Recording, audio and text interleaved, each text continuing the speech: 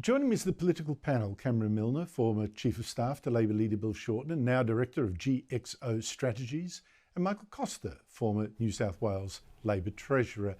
Cameron, Albanese's response there, I thought it was extremely shifty. Oh, but rape is a serious thing. Well, of course it is, but the questions were not about the rape, but again about the false claims of a cover-up that Labor exploited. What is going on here? Well, what's going on is it's a protection racket for his thugs in the Senate. Penny Wong and Katie Gallagher weaponised allegations of rape in the Australian Parliament. They weaponised it to get Albanese political advantage in the 2022 election. This is the disgusting heart of this thing. It's a sordid saga. But there needs to be an inquiry, Andrew. There needs to be the daylight and sunlight shone on this. And the Mean Girls need to fess up. The Mean Girls need to work out why they would have weaponised a poor girl whose alleged rape occurred. They weaponised that for their own political advantage, for Albo's advantage. And that's what's just so disgusting, Andrew. And that's why there needs to be inquiry. And if they've got nothing to hide, they should have nothing to fear. But Michael Costa, I don't think there is going to be an accounting for what happened there. $2.4 million handed over. I just think it's red hot, but I don't think anyone's going to hold the government to account.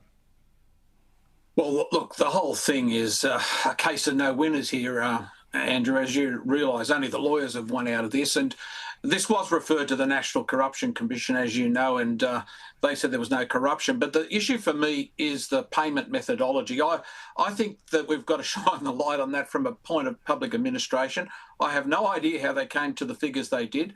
And if there was a percentage included for an alleged cover-up, that needs to be documented and exposed so the public knows what it is. In terms of the politics of this, I blame the opposition for this. I mean, you know, the fact of the matter is, are they pursuing this in the Parliament? I don't hear them pursuing it. And you also got to remember, nobody's clean in this. We just have to go back to the Ute Gate, where Turnbull tried to, smear a range of people in the Parliament, and he had to resign. But that was handled through a political process. Where's the opposition on this? Why aren't they running this in the Parliament? Why aren't they running it? Why are the journalists having to do it? Well, there is that too. And when you say journalists, you exclude ABC journalists. They don't want to run with this. The Australian is doing most of it. Here in Sky, we've been doing it. And I think 2GB, and then almost you draw a line. Cameron, you wrote a really interesting column for The Nightly saying, look, Susan Lee finished, replace her with Josh Frydenberg, the former Treasurer, who's not even in Parliament, but that shouldn't stop him may not have to stop him being drafted. I have to say, I thought Susan Lee was a bit better today. Give her credit.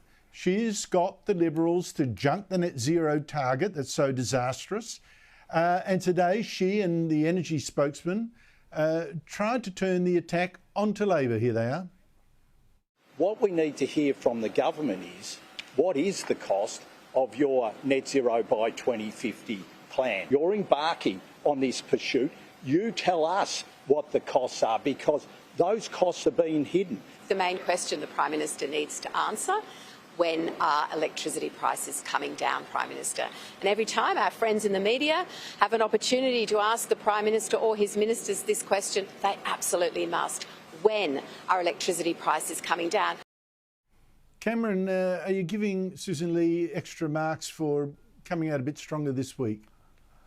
Well, no, unfortunately, Andrew. I mean, I think the thing is that she was brought kicking and screaming to the position on net zero. I mean, the Conservatives of the Liberal Party actually brought her to this situation, not her moderate mates. So no. And Labor's been a target-rich environment since the election, and she hasn't laid a punch on them, hasn't laid a glove on them. So look, one good press conference does not make a good campaign, certainly doesn't make a good leader. And I think the Liberals have got the message now. They just need to get the right messenger. And I think all options need to be on the table. As I said, Josh Frydenberg, I think, is the best and brightest the Liberals could actually call for right now. Michael Costa? Look, Andrew, I said when they dropped net zero, and of course, you know my position, I don't support net zero, never have. That was the easy part. Look, they need to come up with alternatives. I mean, You know, yes, they can say, what's the cost of this? But people aren't buying it. You know, built into the system are all of these middle-class subsidies for solar panels and batteries. There's an intergenerational welfare transfer going on here between, you know, the wealthy baby boomers and those people that are unfortunately in rental accommodation that can't buy a home because of this government's policies. And they really need to come up. What's their alternative? I mean, what are they going to cut? Which transmission line?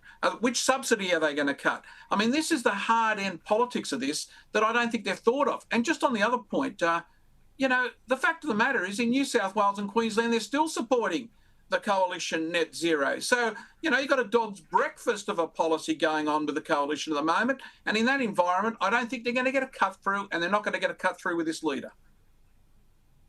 Yeah, but Cameron, having made the decision, they've got to argue for it.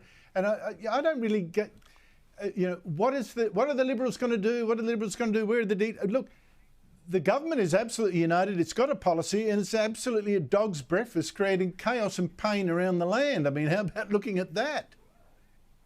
Well, that's right, Andrew, but the Liberals have finally, I think, got some compare and contrast. I mean, you know, dumping net zero gives them something to actually work with, finally. Like this, rather than being Me Too with Albo, they've actually got some compare and contrast. And you and I have discussed this, Andrew. I mean, you know, they've actually got a position now. I think they've just got to get the right messenger. Well, I think that's right, but it's got to be a messenger of conviction. And on net zero, I don't think Josh Frydenberg is that messenger of conviction. But, you know, a lot of water under the bridge. A lot of people have been changing their mind. Maybe he'll change his. Michael Costa, Cameron Milner, thank you very much to you both. Thank you.